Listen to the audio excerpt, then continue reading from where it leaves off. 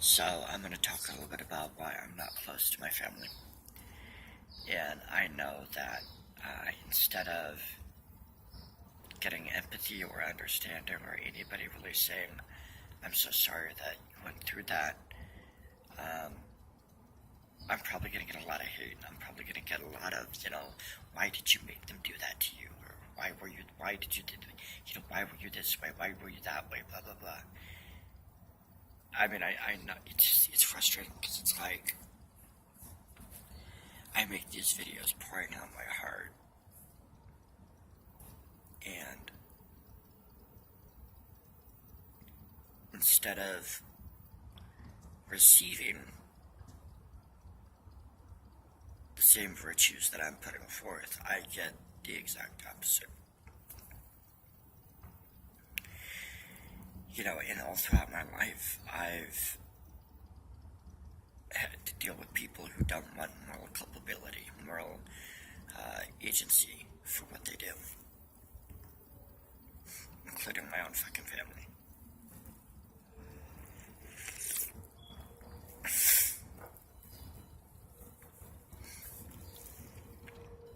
I mean, there was no sexual abuse. There was some physical abuse, but mostly it was emotional, and mostly it was psychological.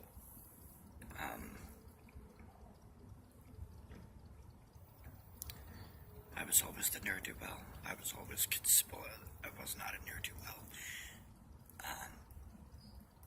I was extremely intelligent for my age, but I was labeled retarded by my own parents, by my own siblings, by my teachers, by everybody. I remember, like in first grade, I was reading at the 6th grade level already. What were my teachers' reactions? Oh, Nick, you need to keep up with the rest of the students. I'm like, what the fuck do you mean keep up? I'm reading at a 6th grade level. They're stumbling over the pokey little puppy. I mean, come on. They're stumbling over a fucking golden book. And I'm reading 200-page books that are meant for fucking 6th graders. Come on. Have some fucking integrity. Have some fucking intellectual integrity. Have some fucking commitment to reality. No, I'm sorry.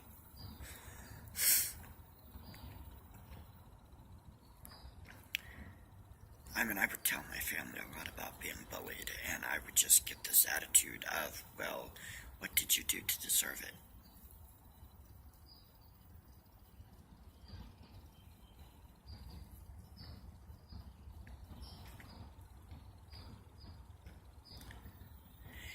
I was taught that it was, I had this attitude from other people that that I deserved it, that I deserved the abuse, and that somehow it was a noble thing for me to accept it, to accept the abuse.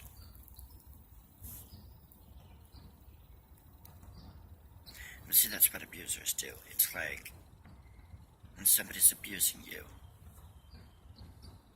they're committing a crime against you, but when you accept the abuse, it's a crime against yourself. And of course, they try to convince you to accept the crime against yourself, to accept the abuse by, psychological abuse and manipulation and emotional abuse. And, oh, we're doing this because you're such a horrible person, if you weren't such a horrible human being. So of course, a lot of people like that, when that happens, they throw themselves into religion, they throw themselves into spirituality, or socialism, or statism, or anything. They look for anything that's going to make them be less of a piece of garbage, according to the people that they're around. But, it's weird, because it's like, it doesn't make you any better. I know with me, it was this attitude that people had of, I could be interested in something, but by the mere fact of me being interested in something, showed the worthlessness of it. So the fact that I'm interested in spirituality means that it's worthless. The fact that I'm interested in philosophy, that means that it's worthless. Anything I'm interested in, anything I'm doing, is just absolutely worthless because it's me doing it.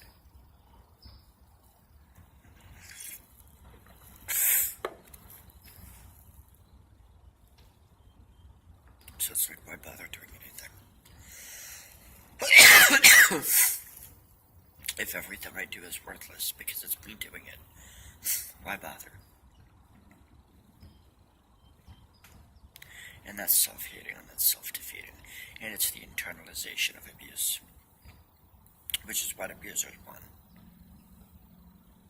And I mean, to a degree, it's a safety mechanism, because if you pick up the whip, so to speak, and start whipping yourself, you're more in control of the pain of the lashes than the other person. So you can say to your abuser, see, I recognize how worthless I am, and I'm punishing myself so you don't have to.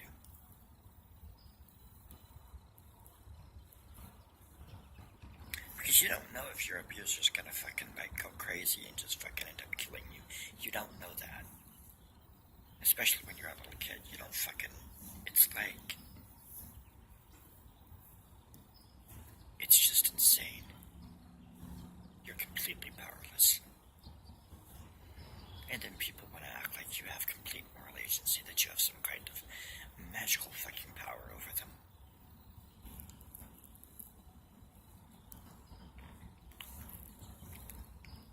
I mean, the way my stepdad feels about me, the way my birth father feels about me, the way my mother feels about me, is the way I feel about my fucking biggest fucking trolls. I mean, I just fucking, there's some of them that I would just love to fucking, like, I don't know, just, I don't know, I mean, the level of hate, when I see it within myself, it bothers me. It really bothers me. And yet there's people in this world who can express their hatred with a vengeance against a powerless person and feel nothing. Feel even the littlest, even the littlest shadow of conscience, of consciousness, or not consciousness, but conscience. It's like they do it and they feel that they magically have the right to. I mean, they certainly have the ability, but just because you have the ability to do something or feel like doing something doesn't make it right. Doesn't give you the right. And also, I mean, if you feel like hurting a child, that emotion in of itself should, I mean, the average person, if they thought of tormenting a helpless child, the ethical person would immediately seek therapy. They would immediately say, why am I feeling like this? But all too many people want to act out their emotions and their violence and their insecurities and their fears upon children.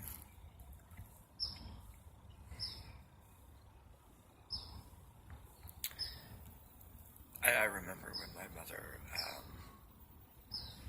brought home my stepdad. And he's not 6 years older than me. He's like 14 years older than me. So he was like, I was 11. He was like in his early 20s. And he was just mean for the sake of being mean. And I remember one time, she was pissed off and upset because he was always complaining about me. They weren't even married yet, and he's sitting there running me down, telling her what a piece of shit I am, telling her that I'll amount to nothing, just all kinds of upset. He leaves. He goes. He like left. I mean, of course, obviously he came back. Unfortunately. So he left, right? He's, doing whatever. And my mom is, like, sitting there and, like, upset because she wants to have her children. She wants to have her boyfriend. And I told her, I said, Mom, he scares me. He hits me, he yells at me, he stares at me like he wants to kick my ass. He scares me. And my mother, instead of putting her arms around me and saying something like, I'm sorry, I'll break up with him, he's not, he's not going to be a part of our life. What did she do? She screamed at me. She screamed, you can't break me up with my boyfriend. What kind of a mother says that to her child? I mean, just...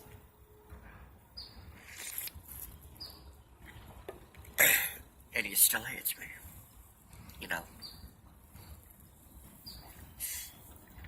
The fucking code of the whole family is that in order to be accepted by him, you have to hate me. So my brothers don't talk to me. My sisters don't talk to me.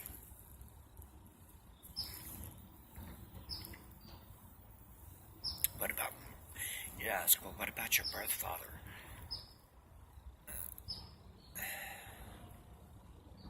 That was a disaster too. I went out there to Idaho when I was in my 20s thinking I would find myself. He ran an upholstery shop. And there was a couple of times that I actually did some upholstery for him. And his customers and his friends who saw the work were like, wow, this is like really well done for your first try. What was his reaction? Jealousy and anger.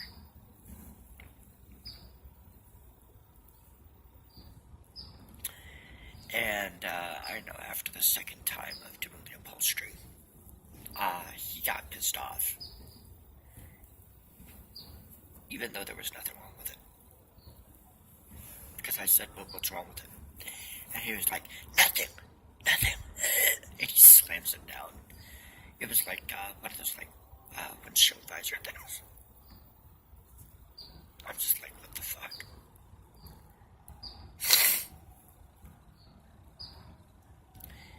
And I mean, I didn't see him working on it ever. He just when the customer came to pick it up, he handed it to the customer, said, do you need me to install it?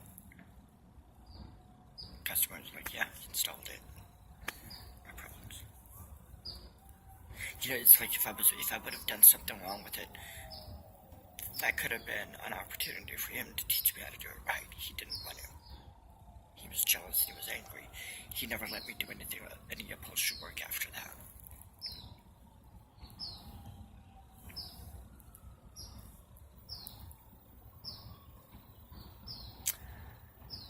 It's just, I mean, him and his wife were the ones who got me on the disability money.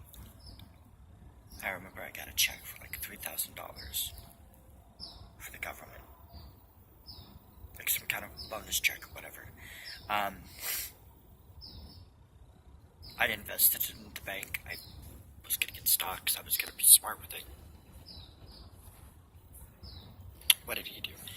He demanded that I take all the money out, and then he bought his wife a clunky old car, and then it was a really cheap, nasty looking car. It was like a couple $1,000, and then with the rest of the money, he basically put that with other money and put a deck on the back of their house. And I'm like the whole time thinking, wouldn't it be smarter? I actually did. Oddly enough, I did have a job working at Burger King at that time for a while. And he made me quit. And it's just, I mean, there's fucking stories about that fucker. I mean, And I would tell these stories if I thought somebody would actually care, that if somebody would actually have empathy. Because I'm not looking for pity, I'm looking for understanding. And I'm not getting any of that. But it's rather interesting that, everybody in my family, anytime that I would bring up something that was a problem, it was this attitude, well, you're the only one who has the problem. Nobody else has, no, everybody else is fine with it. Or if I was bullied at school or something, it'd be like, oh, well, what did you do to make them do that to you? Oh, I was just walking in the hallway. Well, maybe you shouldn't walk through the hallway. Well, how the fuck do I get to my locker? How the fuck do I get to class? Moral agency for me, no moral agency for anybody else.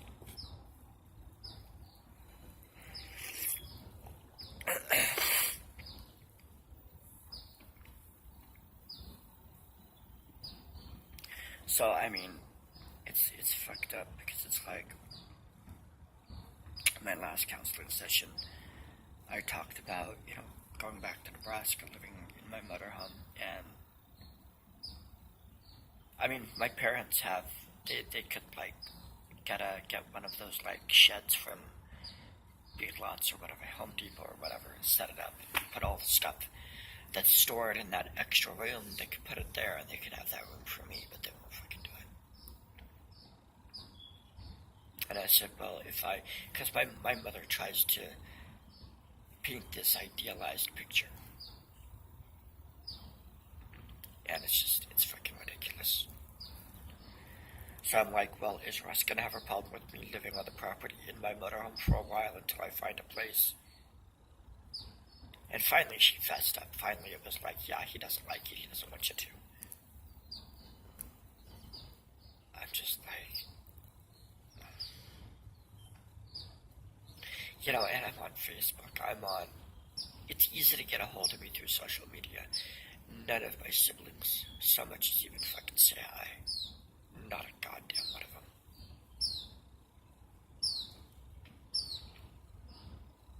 Because again, the unwritten rule is, in order to be accepted by Russ, they have to reject me. Oh, and I know it's just this attitude of, it was always supposed to be a secret, right? If anything bad would happen to me and I would say anything to a teacher or I would say anything to anybody, it was just like, stop doing that, you'll embarrass the family. I'm like, the family doesn't give a flying fuck about me.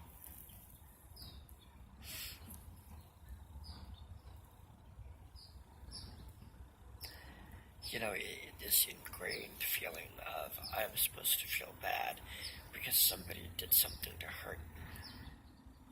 Like I'm supposed to feel bad for what other people do to me. So if somebody hurts me or violates my rights or is abusive to me somehow, I'm supposed to feel bad as if it's my fault, as if I did that to them.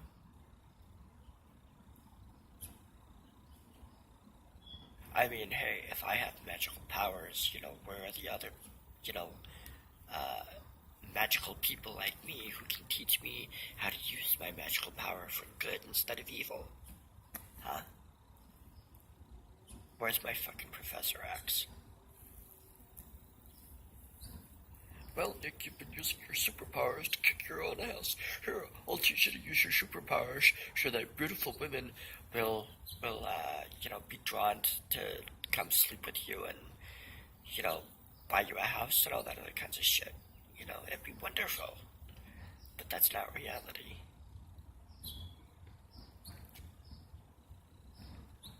People want to fucking pretend that they don't have any fucking moral agency.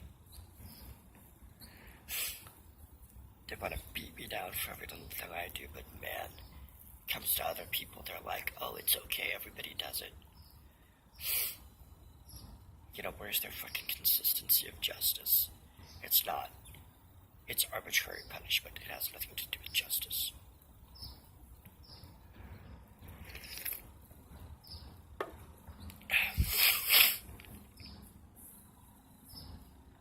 do I get to fucking live?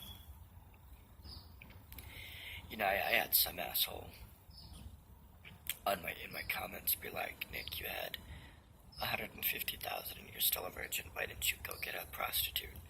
Well, because oddly enough, I don't think I should have to pay for sex. I think I should be able to find a woman who loves me for me and isn't some gold-digging bitch or a hired hooker to fuck me. Oddly enough, I think that, you know, I should be able to fall in love and the woman falls in love with me and we go have sex. And then whether the relationship ends with, you know, a healthy marriage, great. If not, that's fine. But I'm not so fucking pathetic that I need a goddamn hooker. I shouldn't have to pay for sex.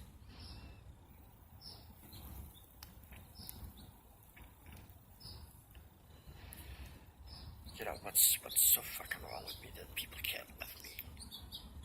That people have, I've never understood the hostility.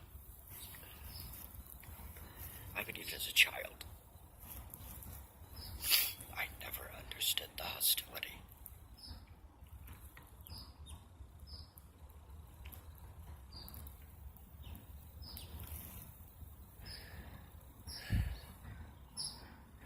You know, and people want to sit there and act like I have some kind of propensity for violence. I don't. I'm not a violent person. I'm not made that way.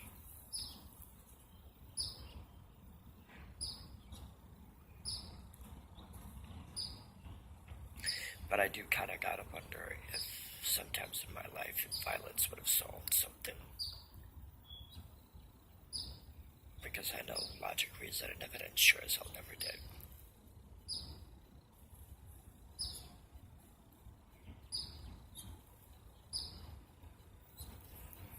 It's so fucking lonely. And I keep thinking I'm gonna find my tribe of like-minded people, and it's just...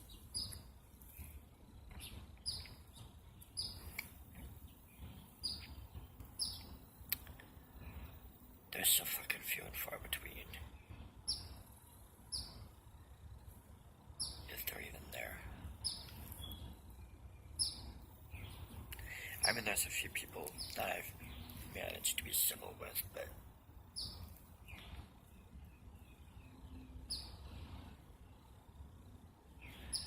I really wanted like people. When I was little, I really loved people, and I really tried to be friends with everybody, and I tried to do everything I could to be likable, and I still don't understand. I still had people so incredibly hostile to me, even as a child. I mean, how the fuck do you be hostile to a fucking 5-year-old? Oh my god, what? I mean, it doesn't make any sense. And then people want to say that I'm the problem.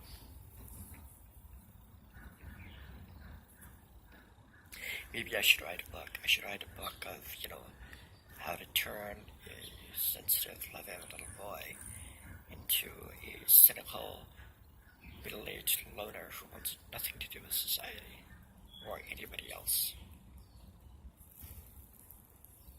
Because I can write that book. Oh, I know I can write that book. Give me a fucking cabin in the woods, a Wi-Fi connection, and just leave me the fuck alone. I mean, I'm just at that point. And I keep making videos like this because I do want connection.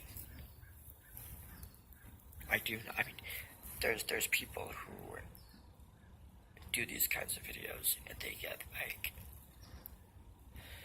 just thousands of views, and they get people saying, oh, we're so sorry that you went through that. But of course, all those people tend to be, you know, women, and they tend to be, you know, good looking, so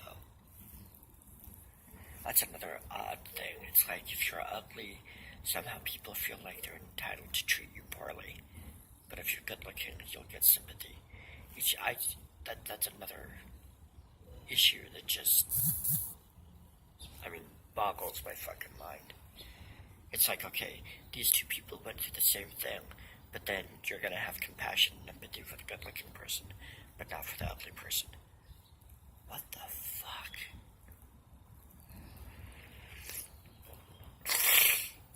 I don't get it. I don't get the lack of consistency. I don't get the lack of character. I don't get it.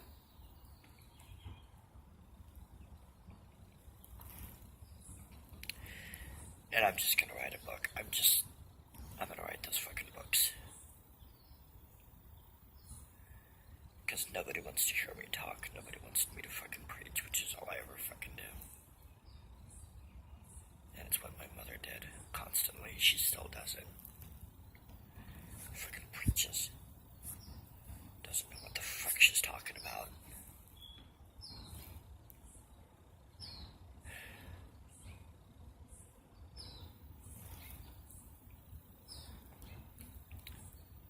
I try to get into conversations with people, and all I get is, you're crazy, you're stupid, you're this, you're that.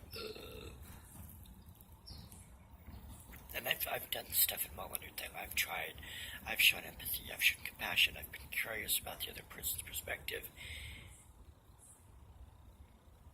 And it's just like, I feel drained afterwards, because it's just like, I'm feeding other people and nobody's curious about my experiences. And the few that are, it's generally for the purpose of having something to use against me.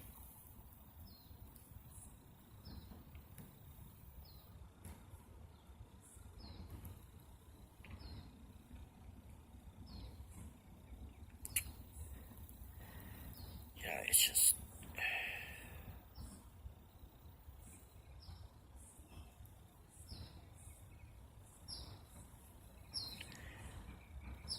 I'm going to do some things within the next couple of weeks, and that are going to take some courage, and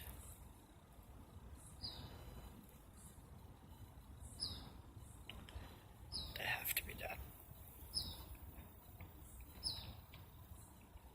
Just like this has to be done. Because this is not a life. This is not a life worth living. And I know I'm capable of a hell of a lot more.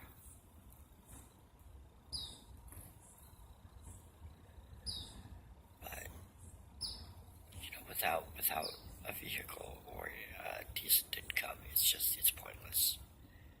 It's being trapped in a state of poverty, trapped in a state of scarcity.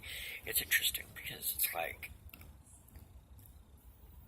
this controlled, well, it's probably better to do that for a different video, because this one's really long. So, that's reality. I gotta work on how to put that into every video.